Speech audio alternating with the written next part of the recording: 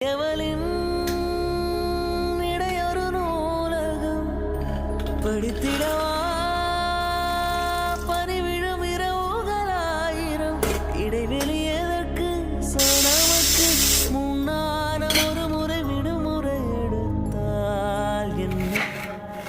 என்னை தீண்டக்கூடாதென வானோடும் சொல்லாத வங்கக்கடல் என்னை நீந்தக்கூடாதென கையோடு சொல்லாத நீ தொட்டால் நிலவினில் கரைகளும் நீளுமே விழிகளில்